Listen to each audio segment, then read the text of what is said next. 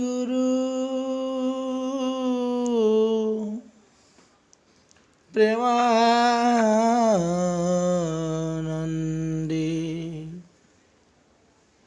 নিতাই গৌর সীতানাথ হরি হরি বল হরি হরি বল। গুরুবে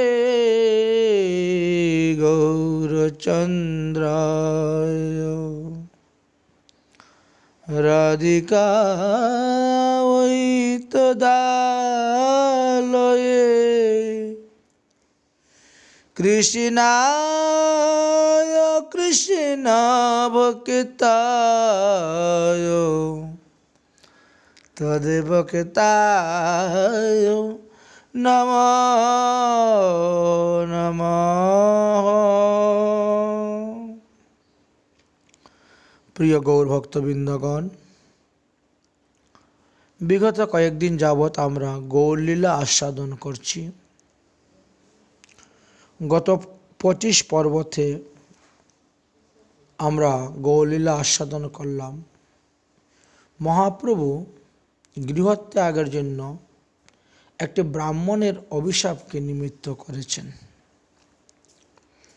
এবার আমরা তার পরবর্তী বিষয় আস্বাদন করতে যাচ্ছি।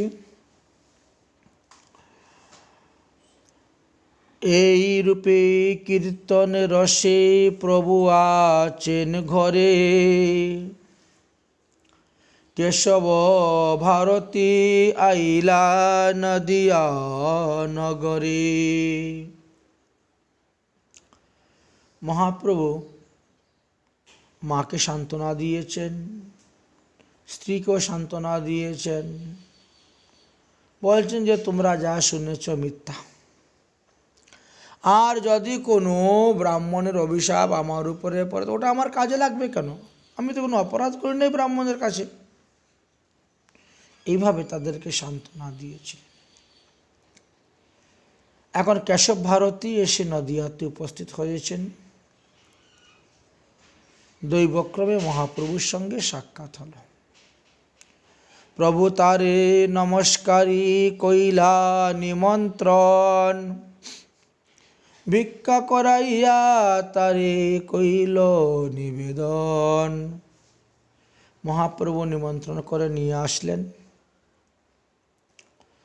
আমরা বিভিন্ন পুরাণ থেকে জানতে পাই বা বিভিন্ন বক্তাদের মুখে শুনতে পাই, সচিমাতা তখন নিষেধ করলেন, না না, কেশব ভারতীকে আমাদের বাড়িতে আনার দরকার নেই। তখন মহাপ্রভু গৃহস্থ ধর্ম সম্পর্কে শিক্ষা দিয়েছিলেন যে আমরা গৃহস্থ হইয়া যদি বৈষ্ণব সেবা না করি, ভক্ত সেবা না করি, তাহলে আমাদের অপরাধ হয়। অতিথিরূপে নারায়ণ তিনি আসছেন, তাকে ফিরাইয়া দিলে ধর্ম রসাতলে যাবে। কোনো অতিথি যদি অভুক্ত অবস্থায়, অমর্যাদা অবস্থায়, অসম্মান অবস্থায় রাগ করে দুঃখ পেয়ে গৃহস্থের ঘর থেকে চলে যান, তাহলে তিনি গৃহস্থের সমস্ত পুণ্য হরণ করে নিয়ে যান। এরকম শাস্ত্রে প্রমাণ আছে, বলা আছে। অতঃপর শচীদেবী রাজি হলেন, রান্নাবান্না করলেন। মহাপ্রভু তিনাকে নিমন্ত্রণ করে এনে বসে খাওয়ালেন। রাত্রে সংগোপনে মহাপ্রভু কেশব ভারতী যে শয়ন করেছেন সেখানে গেলেন। গিয়ে 2 হাত জোর করে বললেন যে তুমি আমাকে কৃপা করে মন্ত্র দান করো, আমি সন্ন্যাস মন্ত্র গ্রহণ করব। তখন তিনি বললেন, তুমি তো ঈশ্বর ও সাক্ষাৎ নারায়ণ, কৃপা করি কর মোর সংসার মোচন। ভারতী কহিনি তুমি ঈশ্বর অন্তর্যামী, যে কহ সেই করিব, স্বতন্ত্র নহি আমি। মহাপ্রভু যেমন তিনাকে নারায়ণ জ্ঞানে সম্মান দিলেন, ভারতী গোসাইও বললেন যে তুমি তো স্বয়ং ভগবান, অতএব তুমি যাহা বলবে তাই হবে। ঠিক আছে, আমি কাটোয়াতে গিয়ে অপেক্ষা করছি, তুমি যত শীঘ্রই পারো আসো, তোমার মনের বাসনা পূর্ণ হবে। এইভাবে মহাপ্রভু 24 বৎসর বয়স হয়েছে, 24 বৎসর প্রভু গৃহে অবস্থান, তাহার যে করিল লীলায় আদি লীলা নাম। শ্রী চৈতন্য চরিতামৃতে মহাপ্রভুর গৃহত্যাগের আগের দিন পর্যন্ত যে লীলা, সেটাকে আদি লীলার মধ্যে বর্ণন করা হয়েছিল। তারপরে অর্থাৎ সন্ন্যাস গ্রহণ হইতে 6 বৎসর তীর্থ ভ্রমণ করেছিলেন, তার নাম মধ্যলীলা হয়েছিল।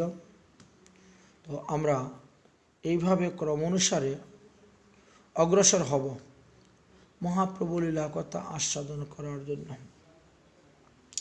এদিকে শচী, বিষ্ণুপ্রিয়া উভয়েরই চোখে ঘুম নেই, সবসময় চিন্তাটা কিসের? যে নিমাই কোন দিন গৃহ ত্যাগ করে চলে যায়, এই চিন্তা। একদিন মহাপ্রভু বিষ্ণুপ্রিয়ার সঙ্গে খুব হাস্য পরিহাস্য করলেন, করে বিষ্ণুপ্রিয়াকে জড়িয়ে ধরে রাত্রিবেলা শয়ন করেছেন। বিষ্ণুপ্রিয়া খুব ঘুমিয়ে পড়েছেন। সেই সময়ে মহাপ্রভু ধীরে ধীরে বিষ্ণুপ্রিয়ার থেকে সরে এসে ভূমির মধ্যে বসে বসে তিনি কান্না করতেছেন। বিষ্ণুপ্রিয়া বুঝতে পারেন নাই। রাত্রে 3য় প্রহর হঠাৎ বিষ্ণুপ্রিয়ার ঘুম ভেঙেছে। ঘুমের ঘরে হাতের দিয়ে বিছনার মধ্যে হাত বুলিয়ে প্রভু নেই, এমনি তিনি চমকে উঠেছেন। তাড়াতাড়ি প্রদীপ জ্বালালেন, জ্বালিয়ে দেখেন মহাপ্রভু ভূমির মধ্যে বসে বসে কাঁদছেন। বিষ্ণুপ্রিয়া ব্যস্ত হয়ে উঠে গিয়ে বললেন, কি তুমি পালং থেকে নিচে নেমে মাটিতে বসে বসে কাঁদছো কেন? তুমি আর আমাকে ফাঁকি দিও না, তুমি আবার সত্যি করি বলো তো, তোমার এত কান্না কেন? প্রভু বললেন, প্রিয়া, তুমি যাহা শুনেছিলে সবই সত্য। আমি এতদিন তোমাকে সান্ত্বনা দেওয়ার জন্য কথাগুলো হেসে উড়িয়ে দিয়েছিলাম। আমি বৃন্দাবনে শ্রীকৃষ্ণের সন্ধানে যাব, নারিব হেতা রহিবারে আমি, দেখিবারে যাব শ্রী বৃন্দাবন ভূমি। কতিমুর কালিন্দী যমুনা বৃন্দাবন, কতিমুর বহুলা ভান্ডির গোবর্ধন। বহুলা বলতে এটা বহুলা বন, ভান্ডির বন এবং গিরি গোবর্ধন। 12 বনের মধ্যে বহুলা বন, ভান্ডির বন এগুলা পড়ে। কতি গেল আর মোর ললিতা দি রাধা, কতি গেলা আর মোর এ নন্দ যশোদা। শ্রীদাম সুদাম মোরে রহিলা কোথায়, ধবলি শ্যামলি বলি অনুরাগে ধায়। তোমারে কহিনু এই আপন হৃদয়, গৃহস্থ বাস আমি ছাড়িব নিশ্চয়। এতদিন পরে মহাপ্রভু আজ সাহসের উপর ভর করে বিষ্ণুপ্রিয়াকে সব কথা বলে দিলেন।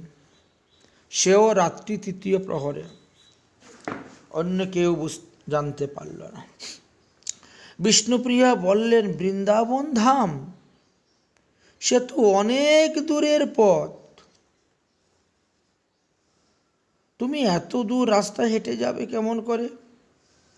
হাঁটতে হাঁটতে তোমার পায়ে যদি কাটা ফোটে, যদি হুচট লাগে, কে তোমাকে সেবা শুশ্রূষা করবে? যদি তুমি কীর্তন করতে করতে মূর্ছিত হয়ে পড়ে যাও, ক্ষুধাতে কে তোমারে খেতে দিবে? অতএব তোমার সঙ্গে আমিও বৃন্দাবন যাব, তোমার সঙ্গে আমিও সন্ন্যাস গ্রহণ করব, দুজন একসঙ্গেই থাকব, দুজনে সন্ন্যাস গ্রহণ করব। যদি পথ হাঁটতে হাঁটতে তোমার পায়ে রক্ত ঝরে, কে তোমার পায়ে রক্ত মুছিয়া দেবে? যদি ক্ষুধায় কাতর হয়ে যাও, কে তোমার মুখের কাছে অন্ন ব্যঞ্জন ধরিবে? যদি পথশ্রান্ত হয়ে এই কোমল দেহ ঘর্মার্ত হয়, তবে কে তোমার গায়ের ঘাম মুছিয়ে দিবে? কে তোমার পদ সম্ভাষণ করবে? এই জন্য বলছি, তোমার সঙ্গে আমিও সন্ন্যাসিনী হয়ে তোমার সঙ্গে সঙ্গে ঘুরব। হে প্রাণবল্লভ, তোমার জীবন সাথী হয়ে আমি ঘুরে বেড়াবো। মহাপ্রভু বললেন, তা হয় না, তুমি মায়ের সেবা করো, তুমি মায়ের সেবা করো। বিষ্ণুপ্রিয়া বললেন, হে প্রাণবল্লভ, হে প্রাণনাথ, মায়ের সেবা তো করব, আপনার সেবাটা তো আমার শ্রেয় ধর্ম, আমার প্রাণ,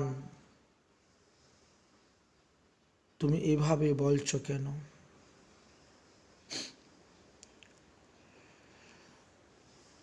মহাপ্রভু বললেন, না বিষ্ণুপ্রিয়া, তোমাকে সন্ন্যাসে যাওয়া হবে না।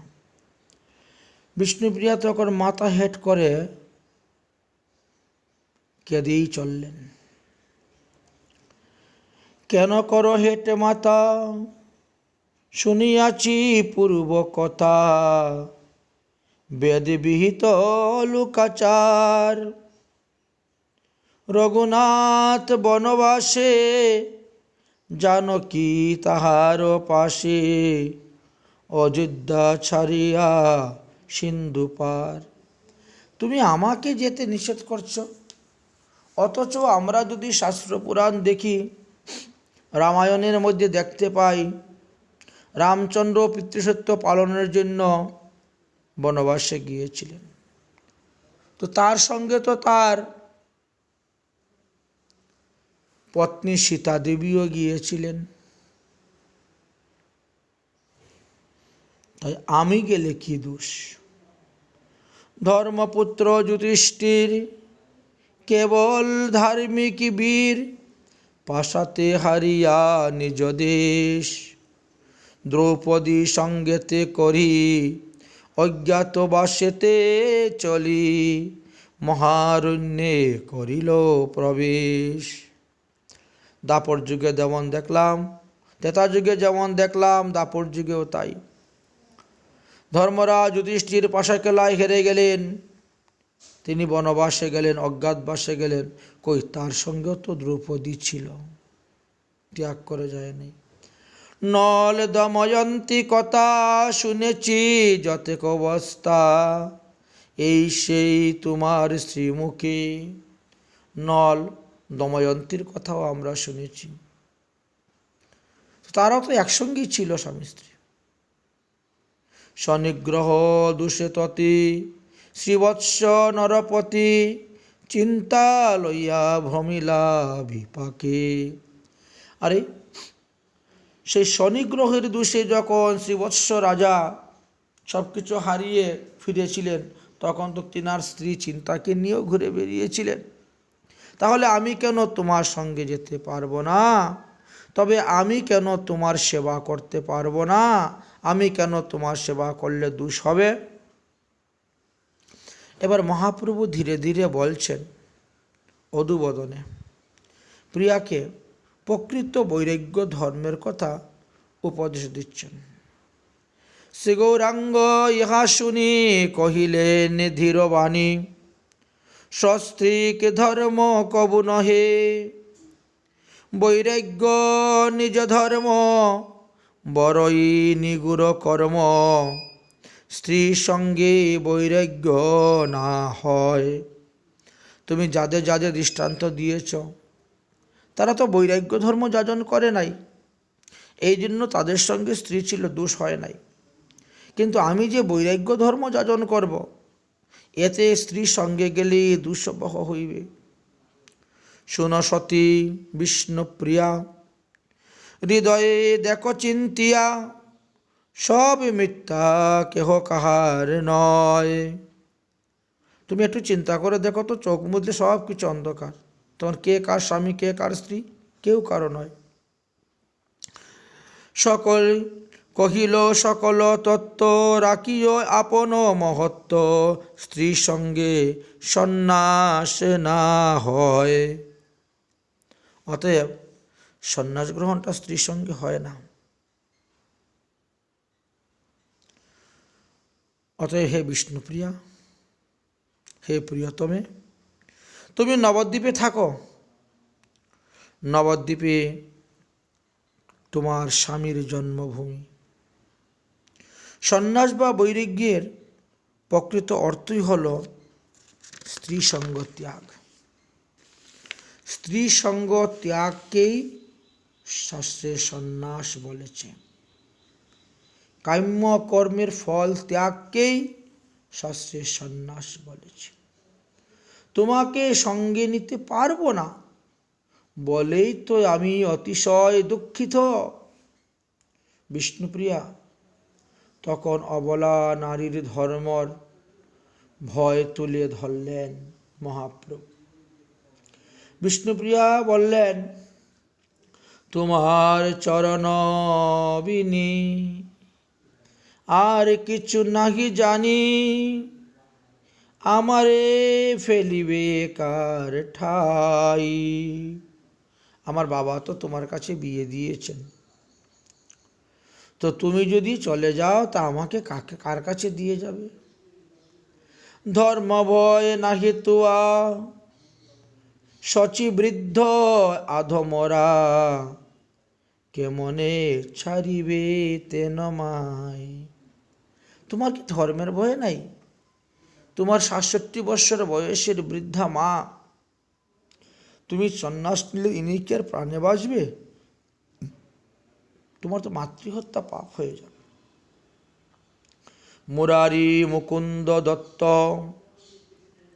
তে নশব ভকত, শ্রীবাসার হরিদাস অদ্বৈত আচার্য আদি, ছাড়িয়া কি কার্য সাদি, কেন তুমি করিবে সন্ন্যাস?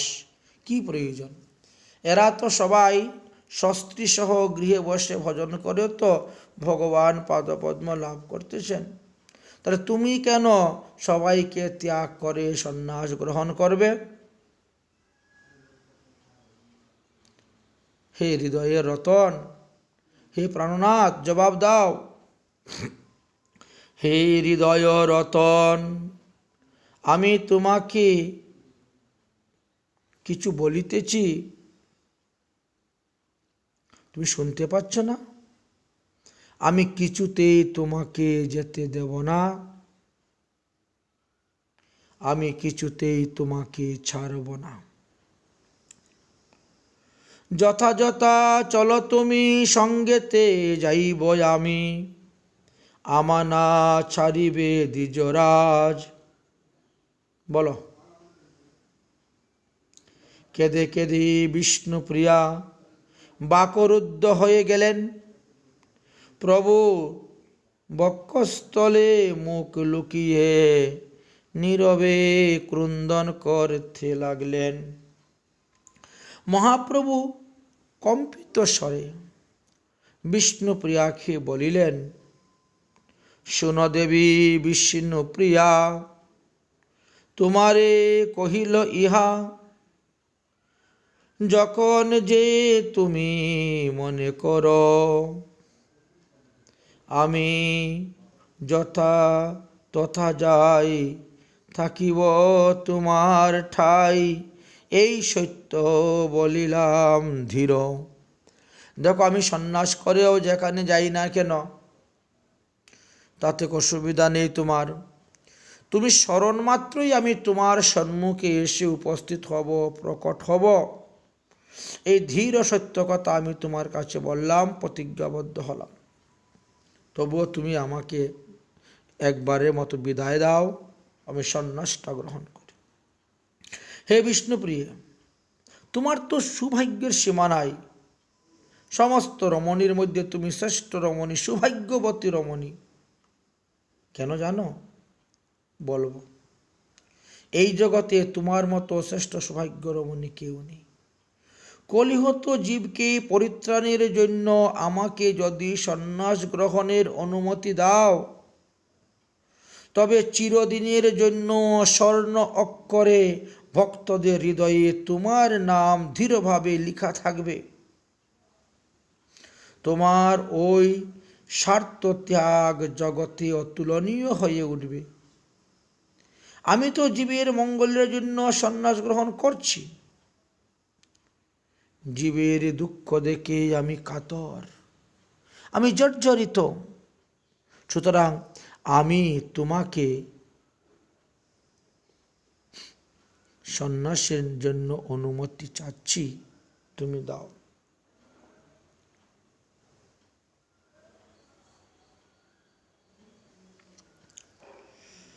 7 পাঁচ চিন্তা করে বিষ্ণুপ্রিয়া তখন বললেন, হ্যাঁ, আমিও জানি পৃথিবীর মানুষ কাতর, জর্জরিত, তাদেরকে উদ্ধার করা প্রয়োজন। ঠিক আছে, তোমার যখন এরকমই ইচ্ছা, তাহলে আর আমি কি বলবো।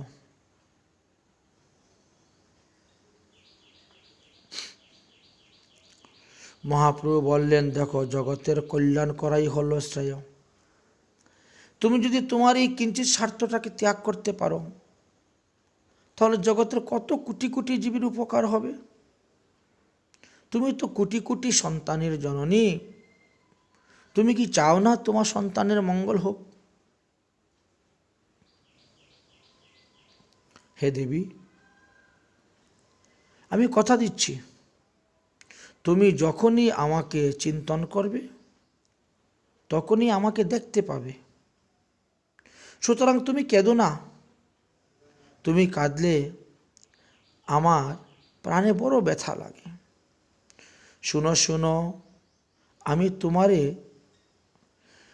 নিয়ে কিছুদিন আরও সংসারে থাকব। জননীর নিকট আমি প্রতিশ্রুতি দিয়েছি, পরে যখন আমি সন্ন্যাস গ্রহণ করব, তখন তো আমি মায়ের অনুমতি নিয়েই করব। তা তুমি চিন্তা করো কেন?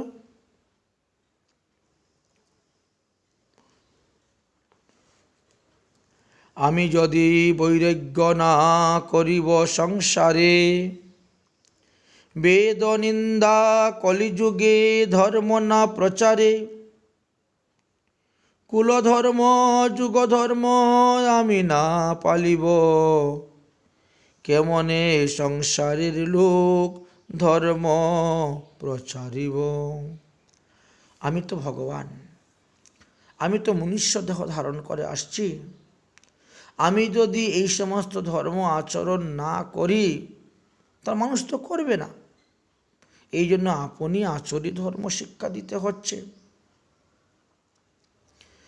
এ ভব সংসারে আমি, এ ভব সংসার আমি কেমনে তরিব, সে নন্দ নন্দন পদ কোথায় গেলে পাব। এই জন্যই মা আমায় সন্ন্যাস গ্রহণের অনুমতি দিয়েছেন। শ্রীমতী তখন চমকে উঠলেন, কি বললে? মা অনুমতি দিয়েছেন? মহাপ্রভু বলেন, হ্যাঁ প্রিয়ে, হ্যাঁ, জীবের কল্যাণের জন্য মা আমাকে সন্ন্যাস গ্রহণের অনুমতি দিয়েছেন। বিষ্ণুপ্রিয়ার মাথায় যেন একটা বজ্রাঘাত হলো। এক মুহূর্তে তার সব কথা ফুরিয়ে গেল। তিনি আবার কাঁদতে লাগলেন। মা, তুমি একই সর্বনাশ করলে গো, কেন প্রভুকে বিদায় দিলে? কান্না শুরু করেছে। কিছুক্ষণ পরে ধৈর্য ধারণ করে বলছেন, আচ্ছা প্রভু, তুমি তো বললে স্ত্রী সঙ্গ ত্যাগ করার নামই সন্ন্যাস, তাহলে আমি আমার বাপের বাড়ি চলে যাই, আর কোনোদিনও আমি আসব না। তুমি গৃহে বসে কৃষ্ণ ভজন করো, এখানে থাকো। তোমার সামনে এসে আমি কোনোদিনও দাঁড়াবো না। তবুও তুমি গৃহে থাকো, কৃষ্ণ ভজন করো, সন্ন্যাসের কি বা প্রয়োজন? মহাপ্রভু তখন দেখলেন, বাহ, বড় চালাক মেয়ে তো, কোনো অবস্থাতেই বিষ্ণুপ্রিয়ার মনটাকে ভুলানো যাচ্ছে না। সন্ন্যাসের অনুমতি তো সে পরিষ্কারভাবে আমাকে দিচ্ছে না। তখন দেখলেন যে অন্য পথ অবলম্বন করতে হবে। তিনি তখন তার স্বরূপ বিষ্ণুপ্রিয়াকে দেখালেন। গৌরসুন্দর রূপান্তরিত হলেন নারায়ণে। শঙ্খ চক্র গদা পদ্মধারী বিষ্ণু মূর্তিতে প্রকট হলেন সামনে। প্রিয়া, যে রূপ দেখিবার জন্য মুনি ঋষিরা বাঞ্ছা করে, এই হলাম আমি সেই। দেখো, ভক্তিবরে দেখো, ভক্তিবরে প্রণাম করো। মুগ্ধ হয়ে গেলেন বিষ্ণুপ্রিয়া, কি আমার স্বামী স্বয়ং বিষ্ণু? মহাপ্রভু বললেন, পতি আজ্ঞা রক্ষা করে সেই তো পতিব্রতা, নবদ্বীপে বিষ্ণুপ্রিয়া তুমি কল্পলতা। আমি তো তোমার পতি, তো আমার আজ্ঞাটাকে পালন করাই তো পতিব্রতার ধর্ম। আর তুমি তো পতিব্রতা রমণীর মধ্যে শ্রেষ্ঠ রমণী। শুনো শুনো প্রিয়া, না করো ক্রন্দন, পতি আজ্ঞা লঙ্ঘিলে কি ধর্মের প্রয়োজন? যদি স্বামীর আজ্ঞা লঙ্ঘন করো, তাহলে তুমি সেই সমস্ত ধর্ম করে কি পার পাবে? শুনো সতী বিষ্ণুপ্রিয়া, বৈষ্ণব জননী, নবদ্বীপ রক্ষা করো মোর আজ্ঞা মানি। তুমি গৃহে থাকো, তুমি গৃহে থেকে সমস্ত নবদ্বীপে রক্ষা করো, তুমি সমস্ত বৈষ্ণবের জননী। কলিকাল সর্পে ধ্বংসিবে সর্বজীবে, সংকীর্তন বিনা কিছু না করহ সবে।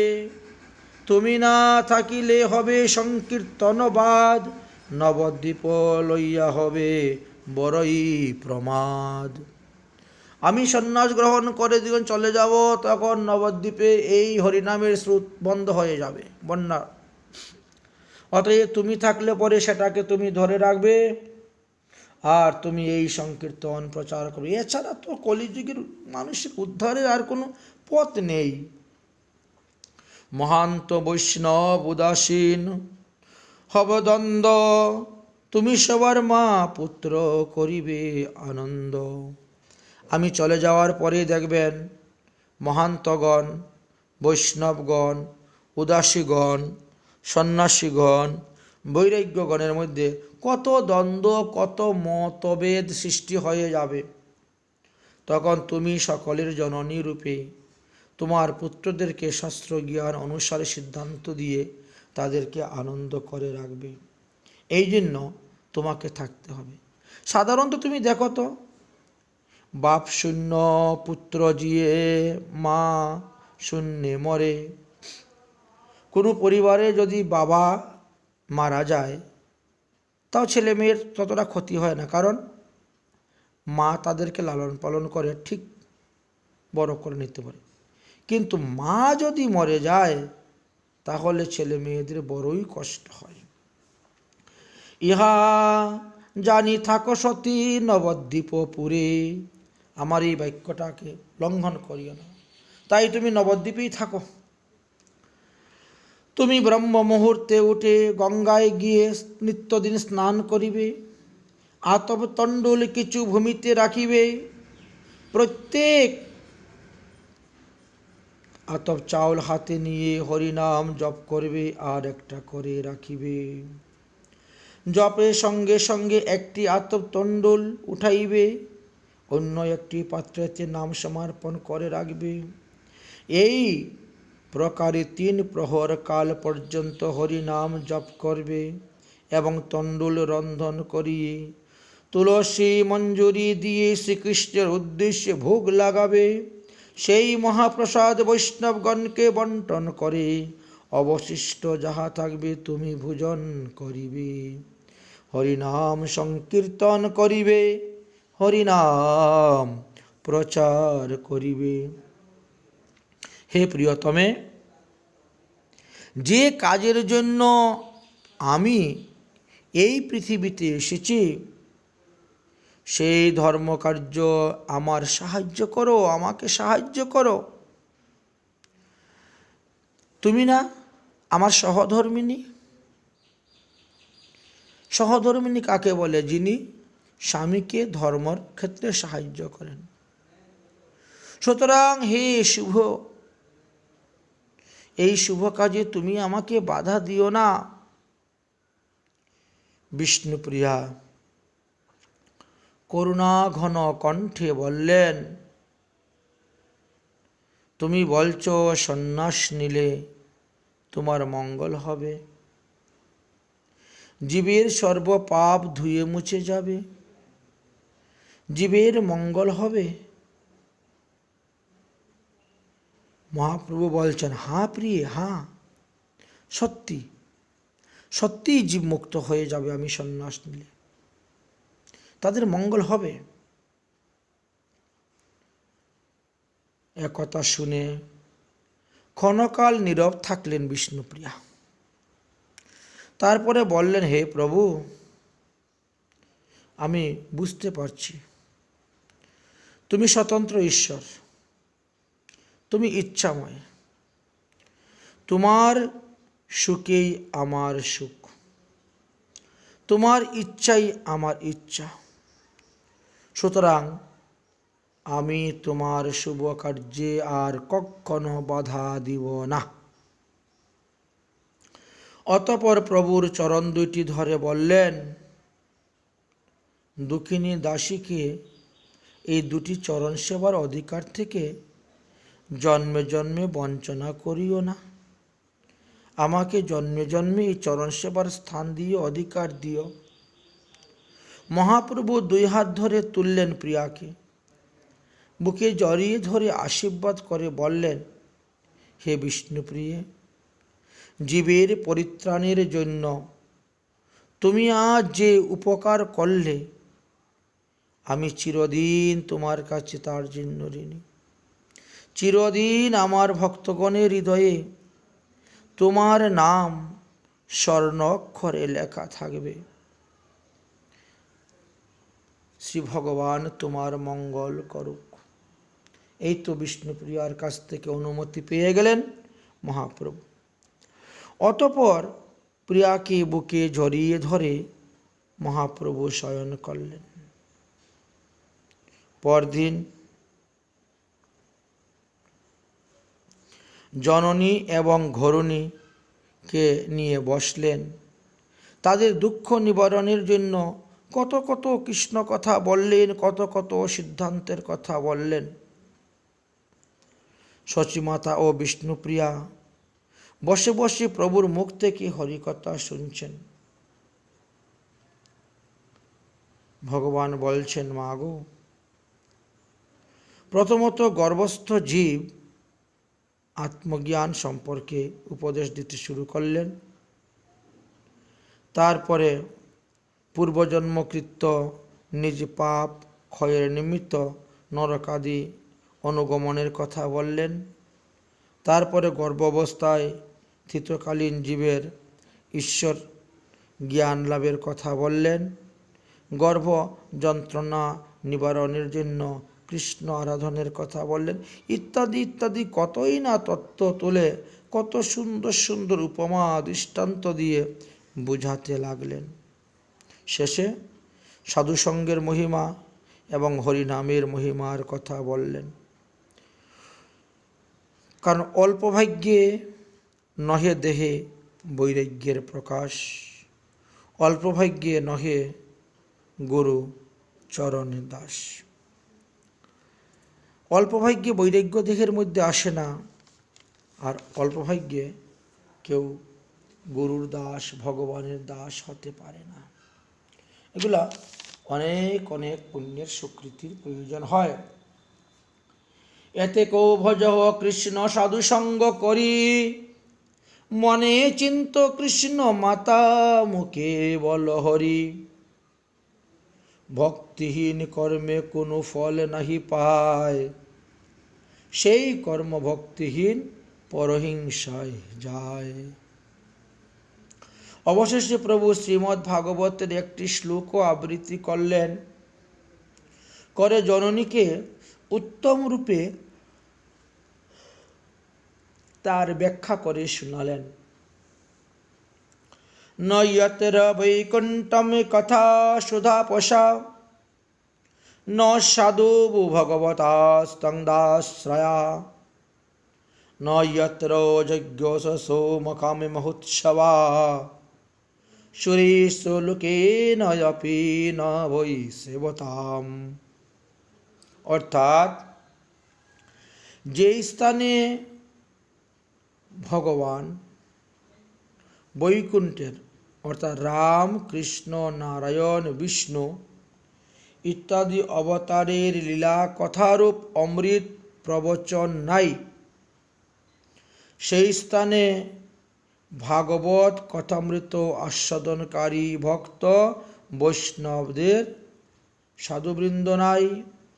যে স্থানে যজ্ঞেশ্বর শ্রীহরির নিত্য গীতাদি মহোৎসব পূর্ণ যজ্ঞ বা অর্চনা নাই, সেই স্থান সাক্ষাৎ ব্রহ্মলোক হইলেহ সেই লোকের সেবা করতে নাই। আসলে শ্রী গৌরচন্দ্র জননীকে উদ্দেশ্য করিয়া মাকে ভাগবতের এই তত্ত্বকথা আলোচনা করে শুনিয়েছিলেন। এইভাবে কৃষ্ণকথা রসে দিন রাত কেটে গেল। দিনের পর দিন কত কেটে গেল, রাতের পর রাত কেটে গেল। এইভাবে আনন্দ দিতে দিতে আরো 1.5 মাস অতিক্রম করে ফেললেন। দেখতে দেখতে উত্তরায়ণ সংক্রান্তি আসলো। প্রভু বললেন, মা আজকে খুব বড় ভালো দিন, বৈষ্ণবদের বেশ ভালো করে একটু ভোজন করালে কেমন হয়। সচিমা এক কথায় রাজি হয়ে গেলেন। শাশুড়ি আর বধূ বিষ্ণুপ্রিয়া রান্নার কাজে লাগলেন। ঈশান ঠাকুর চতুর্দিকে নিমন্ত্রণ দিতে লাগলেন। দলে দলে ভক্তগণ আসিয়া উপস্থিত হলেন। দুপুরে খাওয়া দাওয়া শুরু হলো। খাওয়া দাওয়ার পর সকলে মিলিয়া তারা কৃষ্ণ কথা রসেতে মেতে গেলেন। কেউই বুঝতে পারছেন না প্রভুর মনের ভাব। যেদিন চলিবে প্রভু সন্ন্যাস করিতে, নিত্যানন্দ স্থানে তাহা কহিলেন নিবৃতে। এই সংক্রান্তি উত্তরায়ণ দিবসে, নিশ্চয় চলিব আমি করিতে সন্ন্যাসে। ইন্দ্রাদি নিকটে ইন্দ্রাণী নিকটে কাটুয়াং নাম গ্রাম, তথায় আছেন কেশব ভারতী শুদ্ধ নাম। দাদা, তোমাকে বলছি, এই উত্তরায়ণ সংক্রান্তি দিবসে আমি গৃহ ত্যাগ করে কাটুয়াতে চলে যাব কেশব ভারতীর কাছ থেকে সন্ন্যাস গ্রহণ করতে। তুমি আমাকে সাহায্য করো, তুমি আমাকে সাহায্য করো। আমার একার দ্বারা হবে না। কীরকম সাহায্য করতে পারি শোনো। তার স্থানে আমার সন্ন্যাস সুনিশ্চয়, কেবল 5 জন মাত্র করিবা বিধত। মাত্র 5 জনই যাতে জানে, 5 জনের উপরে কেউ যাতে না জানে। কে কে? আমার জননী গদাধর, ব্রহ্মানন্দ, শ্রী চন্দ্রশেখর আচার্য, অপর মুকুন্দ। এই 5 জনের স্থানেই আমি বলেছি, এবং মায়ের কাছ থেকে অনুমতি নিলেও আমি বলছি যে যাওয়ার সময় আবার তোমার অনুমতি নিয়ে যাব। মা আমাকে অনুমতি দিয়েছেন, শ্রী বিষ্ণুপ্রিয় আমাকে অনুমতি দিয়েছেন। তবে তোমাদের এই কজনকে আগেই গিয়ে উপরে থাকতে হবে। কহিলে নিত্যানন্দ প্রভুর গমন, সেই দিন প্রভু সর্ববৈষ্ণবের সঙ্গে সর্বদিন গাইলেন কৃষ্ণ কীর্তন রঙ্গে। আপনার গলার মালা সভাকারে দিয়া, আজ্ঞা করেন প্রভু সবে কৃষ্ণ গাও গিয়া।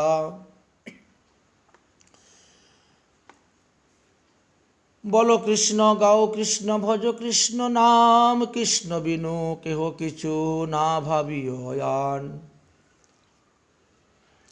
যদি আমা প্রতি স্নেহ থাকে সবার, তবে কৃষ্ণ ব্যতিরিক্ত না গাইবে আর। কি শয়নে কি ভোজনে কিবা জাগরণে, অহনিশি চিন্ত কৃষ্ণ বলহ বদনে।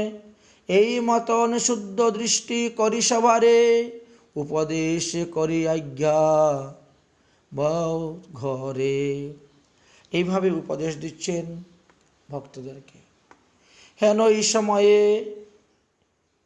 আসি হইলা গোচর, এক লাউ হাতে লইয়া সুকৃতি শ্রীধর। শ্রীধর এসে উপস্থিত হয়েছেন একটা লাউ হাতে নিয়ে। লাউ ভেটে দিয়া হাসেন শ্রী গৌরী সুন্দর, কোথায় পাইলা প্রভু জিজ্ঞাসে তাহার। আরে এত সুন্দর লাউ তুমি কোথায় পেলে? শ্রীধর বলছেন আমাদের ঠাকুর ঘরের চালে ধরেছিল। শ্রীধরের পদার্থ কি হইব অন্যতা, এই লাউ ভোজন আজি করিব সর্বথা। মাকে দিচ্ছেন, মা আজকে এই লাউ রান্না করো। এতক চিন্তিয়া প্রভু বাৎসল্য রাখিতে, জননীকে বলিলেন রন্ধন করিতে। এহেন সময়ে আরো এক ভাগ্যবান, দুগ্ধ ভেট আনিয়া দিলেন বিদ্যমান। হাসিয়া ঠাকুর বলে বড় ভালো ভালো, দুগ্ধ লাউ পাক করিয়া রহুক সকল। সবাই থাকো, আজকে দুধের সঙ্গে লাউ পাক হবে গুলমরিচ দিয়ে। সন্তোষে চলিলা শচী করিতে রন্ধন, হেন ভক্ত বাৎসল্য শ্রী শচী নন্দন।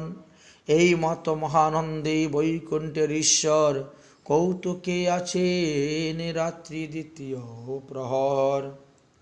সবার সঙ্গে খাওয়া দাওয়া করলেন, বিশ্রাম করলেন, হরিকথা কৃষ্ণ কথা বললেন। রাত্রে 9 ঘটিকা হয়ে গেল হরিকথা বলতে বলতে। সবাইকে বিদায় দিলেন, দিয়ে ভোজন করলেন। ভোজন করার পরে নিত্যানন্দ, মুকুন্দ, চন্দ্রশেখর, ব্রহ্মানন্দ আর গদাধর এই 5 জনকে বললেন তোমরা এখনই নৌকা যুগে তোমরা কণ্টকনগরে চলে যাও, এবং সন্ন্যাস গ্রহণ করার যে যে দ্রব্য প্রয়োজন কালকে সকালবেলা সব তৈরি করে রাখবে। আমি আজকে রাত্রেই গৃহ ত্যাগ করে আমি তোমাদের সঙ্গে গিয়ে দেখা করব, আর কালকেই আমার সন্ন্যাস গ্রহণ হবে। অতি গোপনে এইভাবে সব কথা বলে তাদেরকে বুঝিয়ে দিলেন। তারা মনের আনন্দে চলে গেলেন। মহাপ্রভু বিষ্ণুপ্রিয়ার সহিত হাস্য পরিহাস্য করে তিনি সেদিন বিষ্ণুপ্রিয়াকে কুলের মধ্যে বসিয়ে খুব সুন্দরভাবে শৃঙ্গার আদি করলেন। মহাপ্রভু বলছেন, বিষ্ণুপ্রিয়া, আজ না আমি তোমাকে মনের মতন সাজাবো। বিষ্ণুপ্রিয়া মনের আনন্দে একখানা পান তাম্বুল তৈরি করে এনে মহাপ্রভুর মুখের মধ্যে তুলে দিলেন। মহাপ্রভু সেই পান তাম্বুল খেতে খেতে মিষ্টি মিষ্টি হেসে হেসে তিনি সাজাতে লাগলেন। বিষ্ণুপ্রিয়া বলছেন, আরে পুরুষ মানুষে কি আর মহিলাদেরকে সাজাইতে জানে? বলছেন, দেখো আমি কেমন করে সাজাই। বিষ্ণুপ্রিয়া বললেন, একবার দেখি না কি করে তুমি আমাকে সাজাও। মহাপ্রভু সাজাতে বসলেন। একে একে স্তরে স্তরে গলার মালা থেকে আরম্ভ করে সব কিছু, অঙ্গে চন্দন লেপন করে দিলেন, কপালে সুগন্ধি তিলক রচনা করে দিলেন। এইভাবে তখন নবদ্বীপের সব লোক তো গভীর নিদ্রায় নিদ্রিত। সচিমাও তখন ঘুমিয়ে পড়েছেন। কেবল আকাশের তারা গোলা আর চন্দ্র আছেন জেগে, আর কেউ জেগে নয়। বিষ্ণুপ্রিয়ার ঘুম আসছে না। মনের মধ্যে সন্দেহ হচ্ছে, কি ব্যাপার, আজকে আমাকে এত আদর, এত ভালোবাসা, এত কিছু করছেন, ব্যাপারটা কি? দু নয়নে বহে নীর ভিজে হিয়ার চির, চরণ বহিয়া পরে ধারা, চেতন পাইয়া চিত্তে উঠে প্রভু আচম্বিতে, বিষ্ণুপ্রিয়া পুছে অভিপারা। কি তোমার এখনো ঘুম আসছে না? না, ঘুমাচ্ছি, আসছে না ঘুম। আরে মোর প্রাণ প্রিয়া তুমি, কাঁদ কেন নাহি জানি, কহ প্রিয়া ইহার উত্তর। প্রভুর ব্যগ্রতা দেখি বিষ্ণুপ্রিয়া চন্দ্রমুখী, কহে কিছু গদ গদ স্বর। কহ কহ প্রাণনাথ মোর শিরে দিয়ে হাত, সন্ন্যাস করিবে নাকি তুমি, লোকমুখে শুনি ইহা বিধরে, ধায়ে ইহা আগুনিতে পরিশিব আমি। সত্যি যদি তুমি সন্ন্যাস গ্রহণ করে চলে যাও, তাহলে আমি আগুনেই প্রবেশ করব। তোমার চরণ অভিনে আর কিছু নাহি জানি, আমারে ফেলিবা কারো ঠাই। ধর্ম বয় নাহি তোমা মাতা, বৃদ্ধ আধমরা কেমনে ছাড়িবে হেন মায়। কান্না করছেন। প্রভু সান্ত্বনা দিচ্ছেন, দেবী চিন্তা করো না, তুমি শান্তিমতে শয়ন করো, বিশ্রাম করো। সান্ত্বনা দিচ্ছেন। তিনি বলছেন, আমি তো অভাগিনী, আমি তোমার চরণের সেবার দাসী, আমাকে সেবা দাসী করিয়া রাখি। ঠিক আছে দেবী, চিন্তা করিও না, তাই হবে।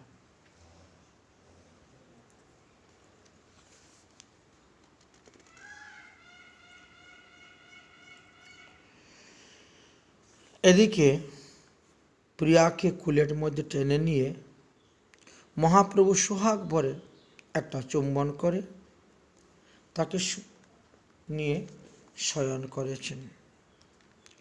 নিজের অধরামৃত পান তাম্বুলটাও বিষ্ণুপ্রিয়ার মুখে দিয়েছেন। বিষ্ণুপ্রিয়া নিশ্চিন্ত মনে ঘুমিয়ে পড়েছেন, কিন্তু নিমাই ঘুমাননি। তিনি শয্যার উপরে বসেছেন। ঘুমন্ত বিষ্ণুপ্রিয়ার মুখের দিকে তাকিয়ে পাশের বালিশটাকে আস্তে আস্তে টেনে টেনে নিয়ে বিষ্ণুপ্রিয়ার বুকের উপরে রেখেছেন। কেননা ওই বক্ষে যতক্ষণ নিযুক্ত ছিলেন গৌরচন্দ্র ছিলেন ততক্ষণ, তাই বিষ্ণুপ্রিয়া যাতে সেটাই মনে করে। বিষ্ণুপ্রিয়ার পায়ের নিকটে আরও একটি বালিশ দিলেন, এক পায়ের উপরে আর একটা পা তুলে রেখে একটা বালিশ দিলেন, একটা উপাদান গুজে দিলেন। শয্যা থেকে ধীরে ধীরে নিচে নামলেন গৌরাচাঁদ। আস্তে আস্তে দরজার কপাটটা খুললেন, খুলে ঘরের বাহিরে পা রাখলেন। গায়ের বেশভূষা সব একে একে সব ত্যাগ করলেন। তারপর এক টুকরা ছেঁড়া কাপড় পরিধান করলেন। তারপর মনে মনে স্বর্গীয় পিতাকে স্মরণ করে প্রণাম করলেন।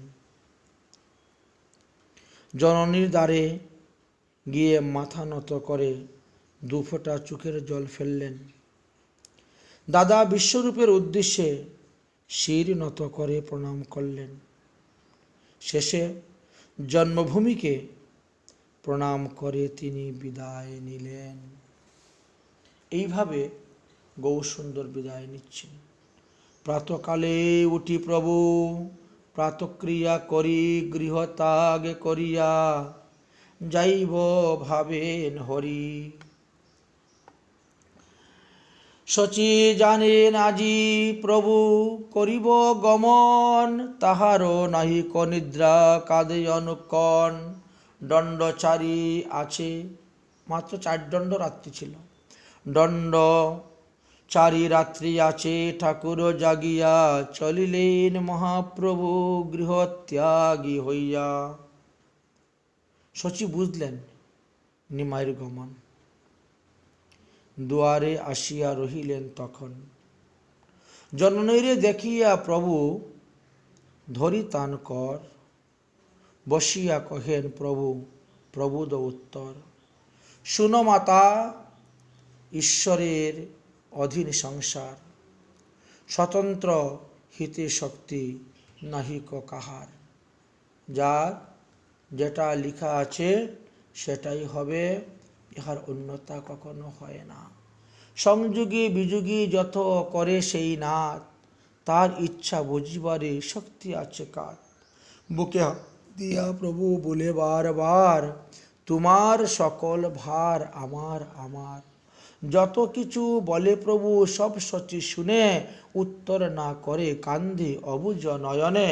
জননীর চরণ ধুলি লই প্রভু শিরে, পদক্ষিণ করে তারি চলিলা সত্তরে। চলিলেন বৈকুণ্ঠ নায়ক গৃহ হইতে, সন্ন্যাস করিয়া সব জীব উদ্ধারিতে। শুনো শুনো আরে ভাই প্রভুর সন্ন্যাস, যে কথা শুনিলে সর্ববন্ধন হয় নাশ। 24 বৎসর শেষ যেই মাঘ মাস, তার শুক্ল পক্ষে প্রভু করিলা সন্ন্যাস। জননী যেন বিষ্ণু মায়ায় মোহিত হয়ে আছেন। তিনি স্বপ্নে দেখছেন না জাগ্রত অবস্থায় আছেন, তিনি কিছুই বুঝতে পারছেন না। মোহনের তারপরে তিনি শুয়ে পড়েছেন। এদিকে কি হয়েছে?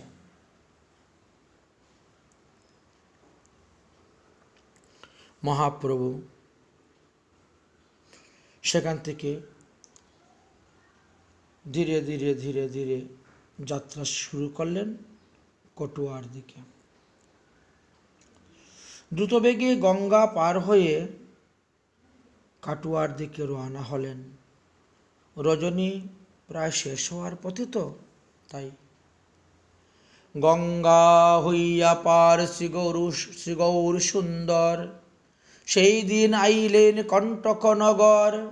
যারে যারে আজ্ঞা ছিল পূর্বে করা ছিল, তারাও অল্পে স্বল্পে আসিয়া মিলিল। আইলেন প্রভু যথা কেশব ভারতী, মত্ত সিংহ প্রায় প্রিয় বর্গের সংহতি।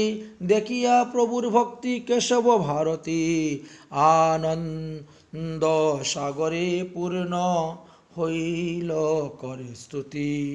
তুমি সেই জগৎ গুরু জানিন নিশ্চয়, তোমার গুরুর যোগ্য আমি কবু নয়। তবে তুমি লোকশিক্ষার নিমিত্ত কারণ করিবে আমারে গুরু হেন লয়ে মন। তুমি তো জগৎগুরু কল্পতরু, তার উপরে গুরু নাই, তবে তুমি আমাকে গুরু রূপে গ্রহণ করার জন্য আসছ, জগৎবাসীকে শিক্ষা দেওয়ার জন্য। প্রভু বলেন, মায়া মোরে না করিও প্রকাশ, হেন দীক্ষা দেহ মোরে হৌ কৃষ্ণদাস। পোহাইল নিশা সর্বভুবনের পতি, আজ্ঞা করিলেন চন্দ্রশেখরের পতি। বিধিযোগ্য যত কর্ম সব কর তুমি, তোমার এই প্রতিনিধি করিলাম আমি। তবে মহাপ্রভু সব জগতের প্রাণ, বসিয়া করিলেন শ্রী শিক্ষার অন্তর্ধান। তারপরে মহাপ্রভুর মস্তক মণ্ডন হল। নাপিতে বসিয়া আসি শ্রীম সম্মুখে যখন, ক্রন্দন কলরব উঠিল তখন। নাপিত কৌর কার্য সম্পূর্ণ করিল, সন্ন্যাসের সমস্ত উপকরণ আইল।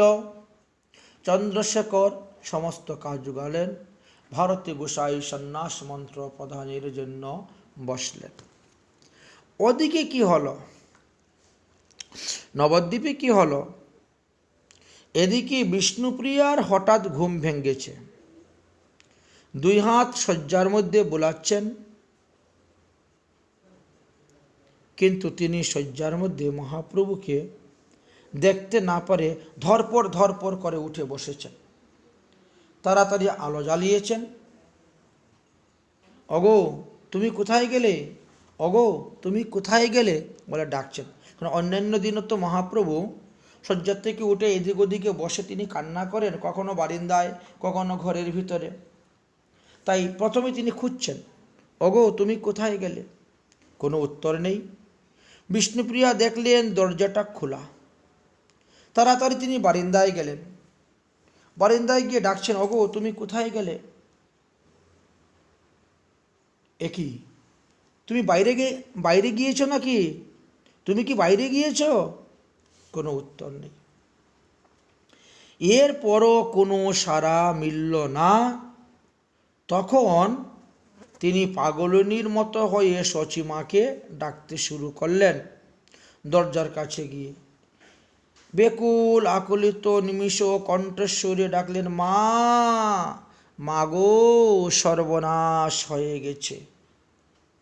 শচীদেবী চমকে উঠলেন, শিউরে উঠলেন, দরজাটা খুললেন। কি হয়েছে, কি হয়েছে বৌমা? তোমার ছেলে কোথায় মা? সে কি বলছিস? এ কি বলছো তুমি বৌমা? ছেলে কোথায়? ছেলে তোমার কাছে নেই? সে তো ঘুমিয়েছিল রাত্রি। বিষ্ণুপ্রিয়া অবরোধ কণ্ঠে বললেন, আমি ঘুমিয়ে পড়েছিলাম, হঠাৎ জেগে উঠে দেখি তিনি নেই। শচীদেবীর কণ্ঠের ধ্বনি হলো, হায় হায়, বুঝি আমার সর্বনাশ হয়ে গেছে বৌমা। চলো চলো, এখনই রাজপথ দিয়ে বেরিয়ে যাই, চলো। হয়তো বেশিক্ষণ বেশি দূর যেতে পারে নাই, এক্ষুনি ধরে নিয়ে আসবো তাকে। জনহীন পথ, সবাই তো মোহনীতে নিদ্রিত হয়ে আছে। জনহীন পথে বৌমার হাত ধরে শচীদেবী করুণ কণ্ঠে ডাকতে লাগলেন, নিমাই, নিমাই, নিমাই রে, কোথায় গেলি রে? কোনো উত্তর নেই। বিষ্ণুপ্রিয়ার দিকে তাকিয়ে শচীদেবী বলছেন, ওগো তুমিও ডাকো, তুমিও ডাকো। আমি একা কত ডাকবো নিমাইকে?